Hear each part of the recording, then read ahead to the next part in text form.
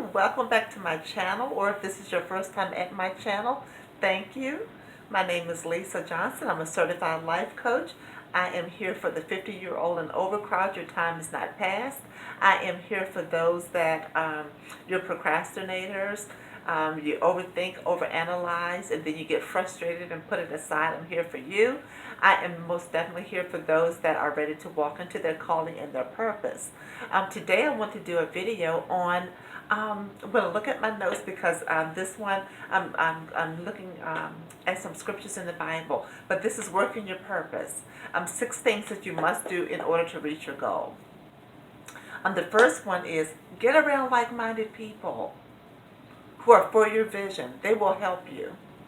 They will help you. My lighting is not the best, but I'm going to keep going today, okay? In Nehemiah chapter 2, verse 5, Nehemiah requested of the king to go to Judah. This was his father's city, and it was in waste. And he wanted to rebuild the wall.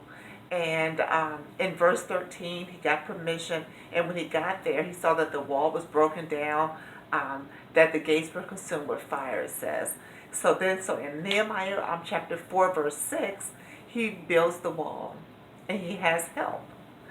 And they all, it says they all had a mind to work. But, so you see that there's help there. But you have to get around like-minded people. Because not everybody's going to understand your vision. Okay? Number 2, don't be distracted. There are going to be people who are going to be jealous and will try to sabotage, who will actually get together and conspire.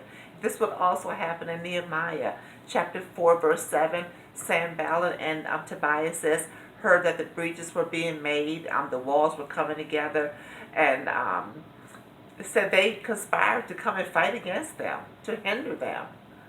But in chapter 4, verse 16, it says, when they heard that Nehemiah heard about what they were going to do, God stopped it.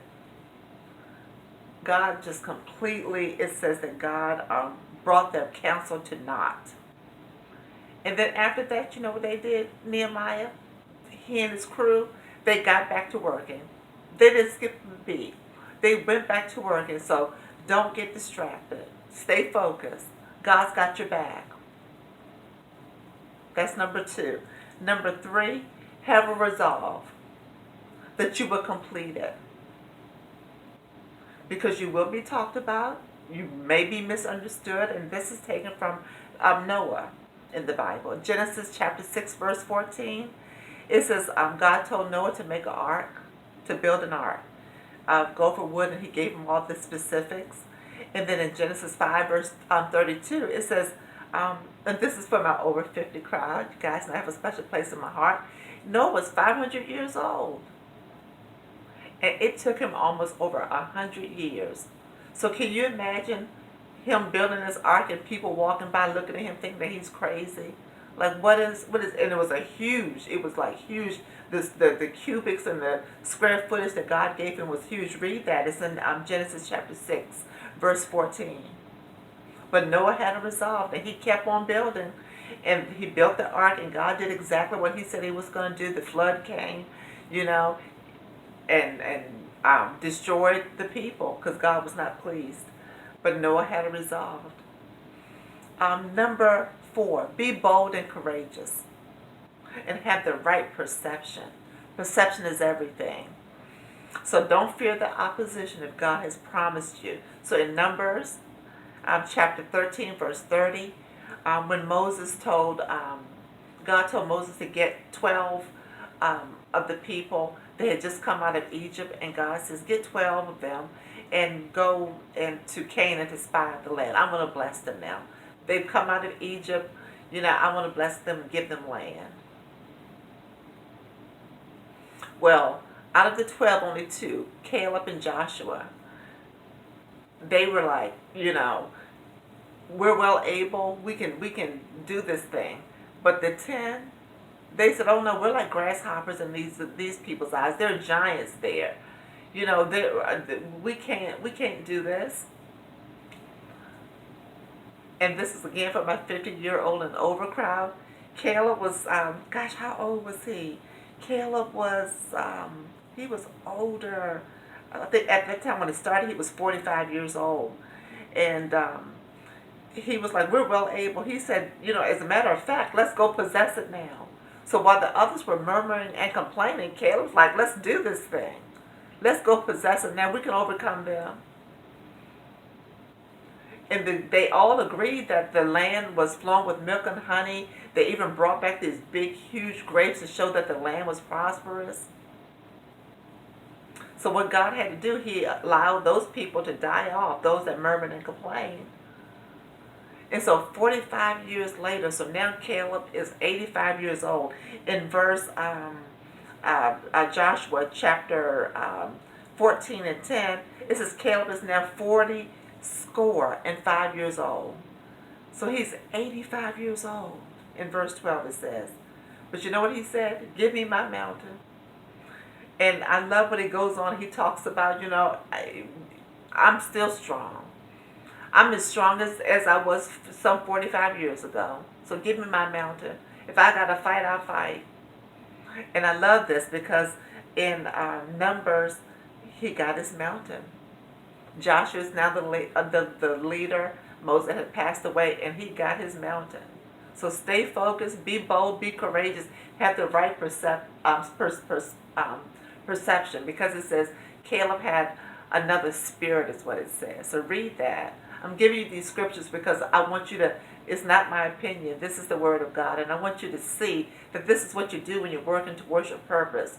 If you have a promise from God, if there's something that you want, something that God told you to do. And then in my fifth, it says, no more excuses. We're talking about what you have to do to fulfill your purpose. No excuses. We're going to look at Moses. Moses said in Exodus 4 and 10, he told God, he says, God, I'm not eloquent in speech. He said, I'm slow in speech and a slow tongue. Some scholars say that he was a stutterer. He had a stutter. But God said in the next verse, he said, who made man's mouth? Who made your mouth? He said, I make the dumb to speak, the deaf to hear. And God told him, I'll be with your mouth. I'll tell you what to say.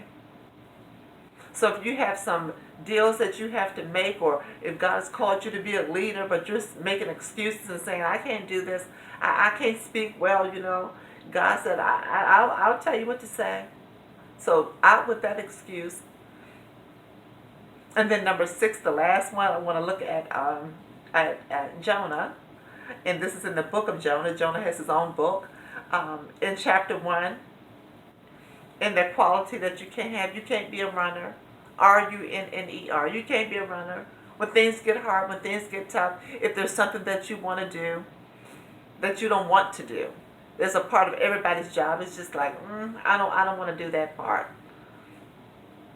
But just do it. Just do it. Jonah was a runner. Actually, he had some prejudice. He didn't want to go. God told him to go to Nineveh. He went to Tarshish. And he got on a boat and caused havoc on the boat.